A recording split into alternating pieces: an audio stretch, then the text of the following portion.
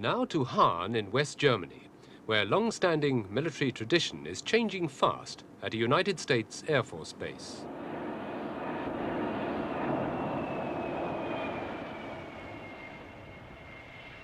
"72 Phantom jets operate from this base, a key link in the NATO defense chain from the Arctic to Turkey. The two-seater planes are fighter bombers and roar along its runways day and night. Their role is to patrol the border of the Iron Curtain and carry out maneuvers as training to fight off any attack by Warsaw Pact forces.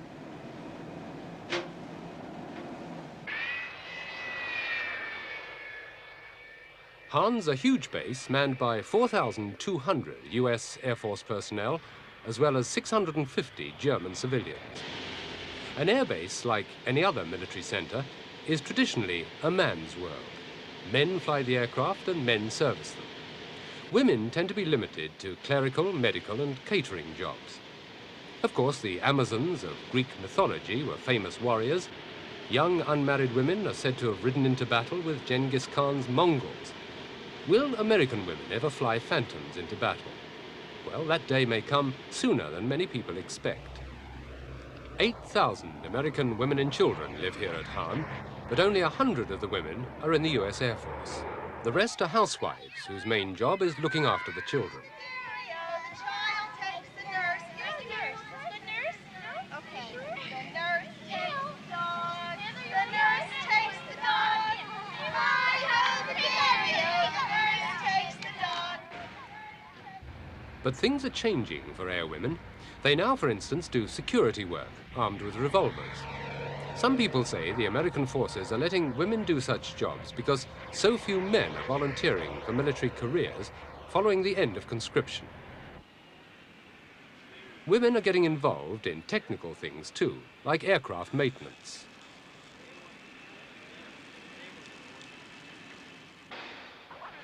But this woman set a new record in the US Air Force. Colonel Mary Marsh has just become Hahn's commanding officer. And she's the first woman to be put in charge of an American fighter base. She spent her first day in the job getting to know her new command. Colonel Marsh doesn't control aircraft movements.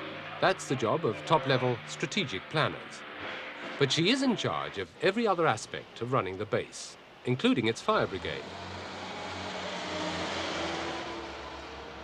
The new CO spent 18 years in the Air Force and served in Vietnam as a personnel advisor to the South Vietnamese Air Force.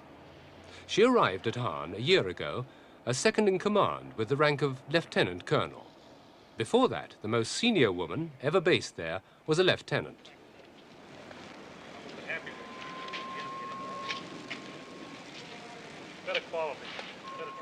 Colonel Marsh is married to a former aircrew officer who retired recently on health grounds.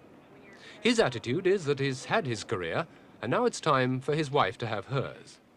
They've got a grown-up son who they hoped would join the Air Force, but he's chosen life in Civvy Street.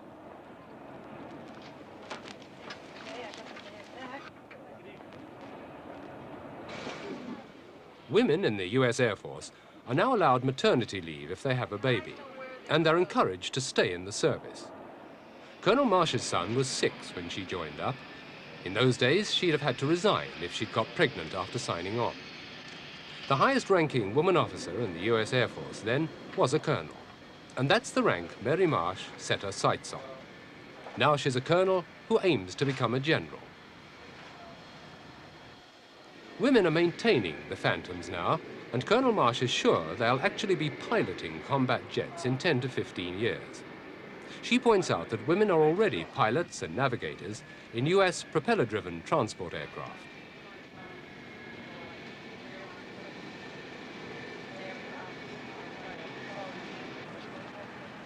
She may not command the fighting jets, but Colonel Marsh is in charge of the base's security force, armed with pistols, rifles, and machine guns.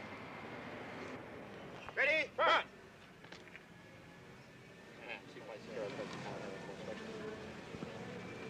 First squad, present, arms! American law at the moment says women can't be given fighting jobs. But the Pentagon is sending a team to West Germany later this year to see how women react and perform during combat conditions in a large NATO exercise. And the colonel herself is no stranger to firearms. She and her husband are both qualified hunting instructors.